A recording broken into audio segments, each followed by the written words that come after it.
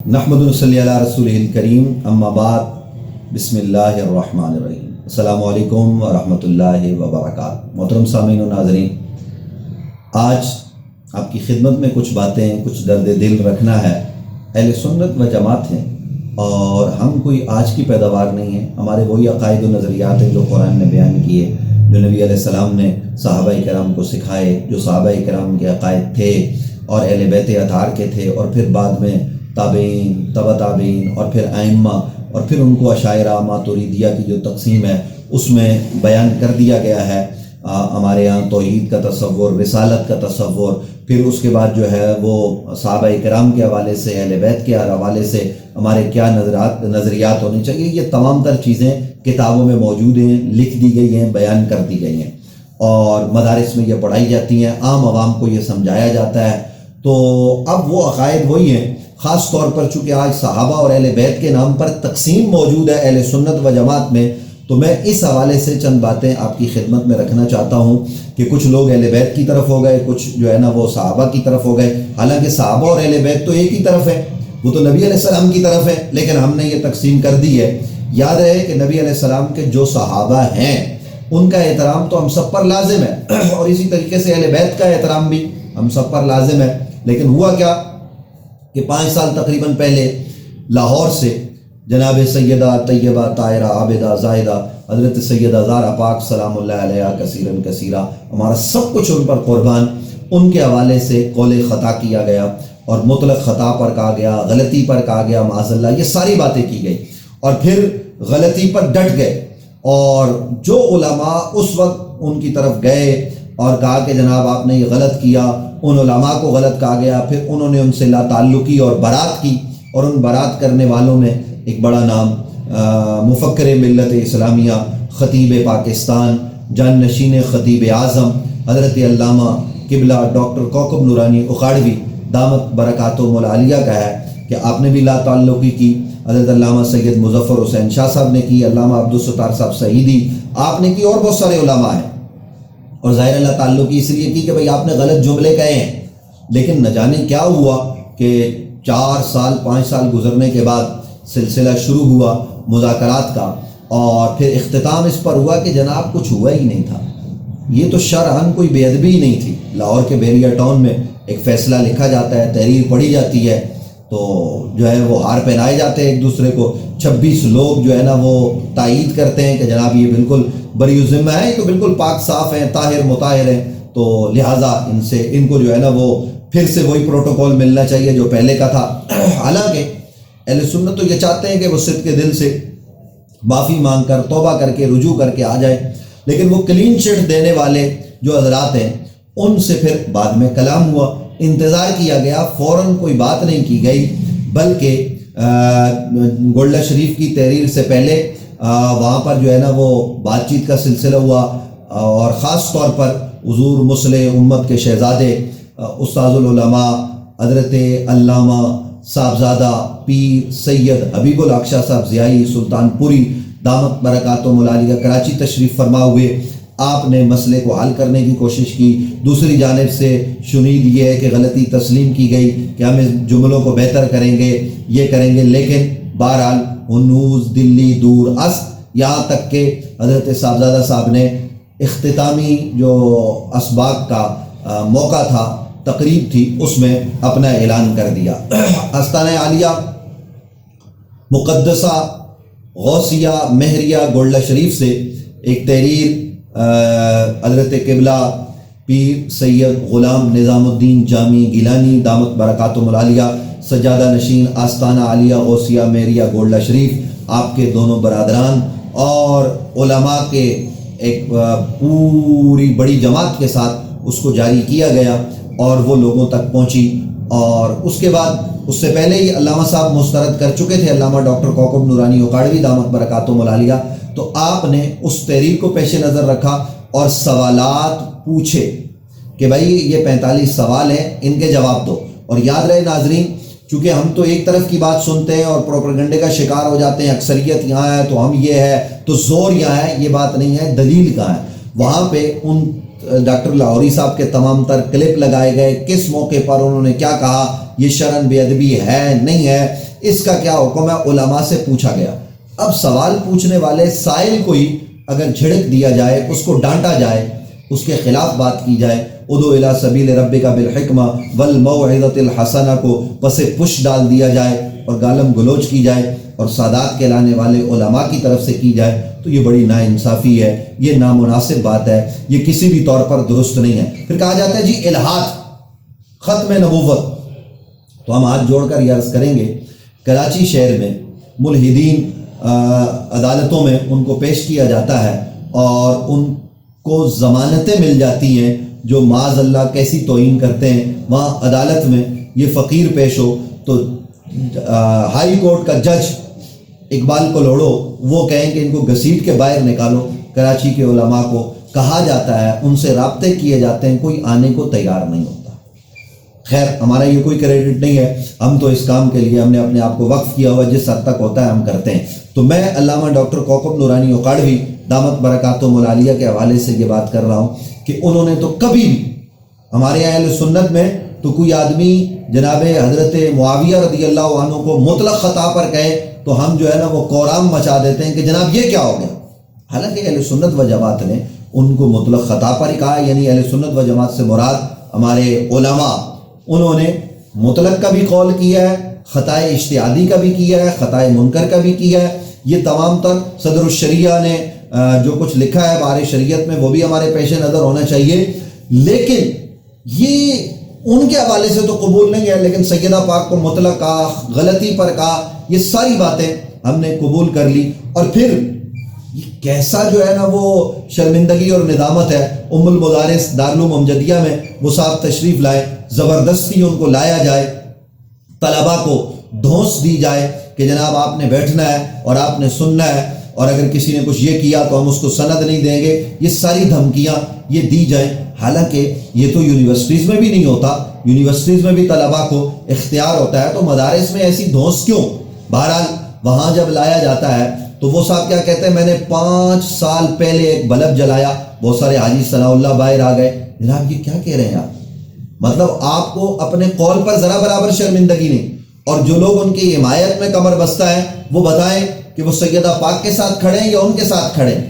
حضرت علامہ ڈاکٹر کوکب نورانی اوقاڑوی دامت برکاتہم العالیہ پہلے دن سے آج تک وہ استقامت کے ساتھ کھڑے ہیں، اور ہر مسئلے پر کھڑے، عقیدہ ختم نبوت کے تحفظ کی بات ہو، سپریم کورٹ آف پاکستان میں پیشی کا موقع ہو، ہر موقع پر وہ اہل سنت و جماعت کی ترجمانی کرتے ہیں، صدائے حق بلند کرتے ہیں۔ اب ان کے خلاف جناب یہ سارا سلسلہ جو ہے نا وہ ہو رہا ہے، اور کراچی میں حضرت شاہ صاحب کو جو ہے نا وہ اس حوالے سے لانچ کیا گیا ہے۔ شاہ صاحب قبلہ نے بہت پہلے بھی باتیں کی،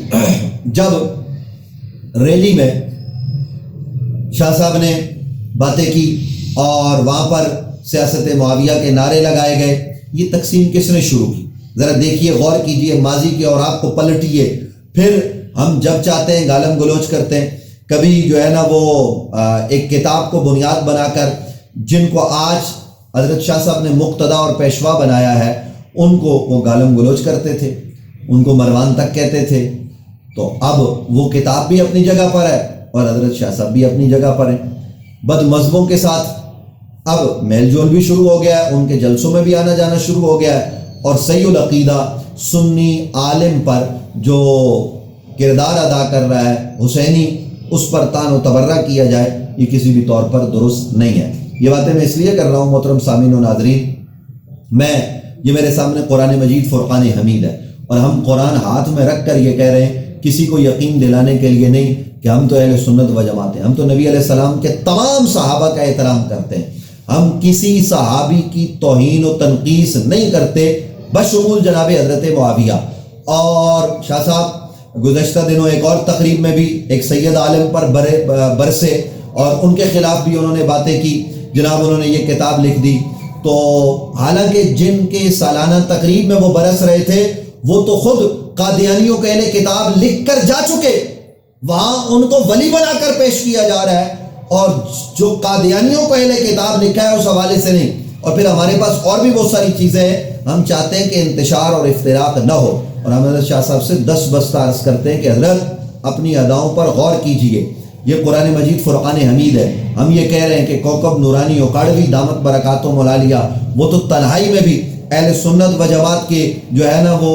بات کرتے ہیں, اس کی بہتری کی بات کرتے ہیں. جہاں انہیں ضرورت پڑی کہ جناب یہ علامہ ڈاکٹر عمیر محمود صدیقی صاحب ہیں اور انہیں کسی مسئلے پر وضاحت دینی چاہیے, تحریر دینی چاہیے, تو ان سے تحریر لی گئی اور پھر آپ سے رابطہ بھی کیا گیا, لیکن آپ باوجود وہ تحریر آپ کے مطالبے پر لی گئی, آپ اس کو پھر بعد میں ملنے کو تیار نہ ہوئے. مطلب یہ سلسلہ ہے, یہ کون سے طریقہ کار پر ہم چل رہے ہیں. اسی طریقے سے حضرت علامہ مفتی محمد حنیف قریشی صاحب دامت برکاتہم العالیہ, ان کے حوالے سے جب بات آئی تو کورونا کے ایام میں علامہ کوکب نورانی اوکاڑوی صاحب تھے جنہوں نے کہا رجوع کریں, چونکہ جو لاہور کے ڈاکٹر صاحب ہیں انہوں نے یہ جملے کہیں تو ان کی طرف سے یا ان کے لوگوں کی طرف سے یہ کہا جا رہا ہے کہ جی وہ بھی رجوع کریں. تو ان دنوں انہوں نے بھی رجوع کیا, بار دیگر کیا, سیبارہ کیا, مدینہ منورہ میں کیا, ان کا قبول نہیں ہے. لیکن یہاں پر پھر ہم گالی دیں تو حضرت میں کیا کہوں, میں کچھ بھی نہیں کہہ سکتا, صرف اتنا کہہ سکتا ہوں کہ کسی کے دباؤ میں ہم نہیں آئیں گے.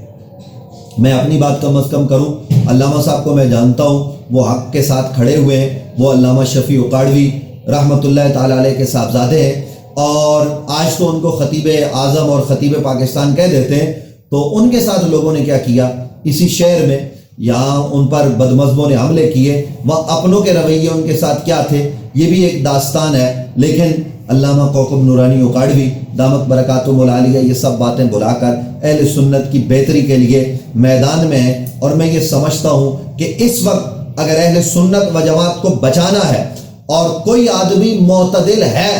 تو رب کعبہ کی قسم وہ علامہ کوکب نورانی اوکاڑوی صاحب ہیں, وہ کوئی اور نہیں ہے. میں نے یہ قرآن مجید فرقان حمید میرے پاس ہے, یہ میں سر پر رکھ کر یہ کہہ رہا ہوں کہ ان سے زیادہ معتدل اہل سنت میں مجھے نظر نہیں آتا. کوئی اس طرف ہو جاتے ہیں, کوئی اس طرف ہو جاتے ہیں. ہم کسی پر فتویٰ نہیں لگاتے, یعنی وہ فکر رضا کے بھی علم بردار ہیں اس معنی میں کہہ رہا ہوں. اور وہ حضرت تاجدار گولڈا رضی اللہ عنہ کو بھی پیش نظر رکھے ہوئے ہیں, اور وہ دیگر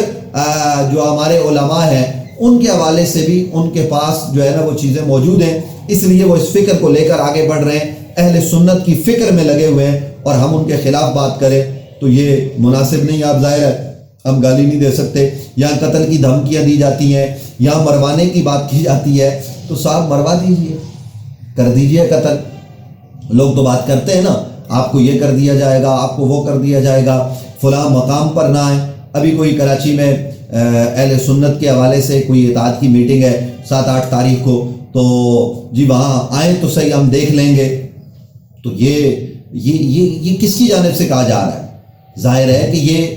ان حضرات کے کارندے ہیں, ان سے ملنے والے ہیں. تو میں صرف یہ عرض کر رہا ہوں کہ دوسرا یہ کہ علامہ کوکب نورانی اوکاڑوی صاحب عالم ہیں, ان کو کسی کو لکھ کر دینے کی ضرورت نہیں ہے. ہاں جب ہم کبھی ان کے ساتھ ہم بیٹھیں یا علماء آ کے بیٹھتے ہیں, پوری کراچی سے علماء آتے ہیں, پورے پاکستان سے بڑے بڑے لوگ آتے ہیں, یہ الگ بات ہے کہ وہ تصویریں نہیں ڈالتے تو لوگ سمجھتے لوگ نہیں آتے. سارے علماء ان کو فون کر کے کہہ رہے ہیں, یہ میری معلومات ہے کہ جناب آپ نے جو موقف اختیار کیا وہی درست ہے. بڑے بڑے سادات علماء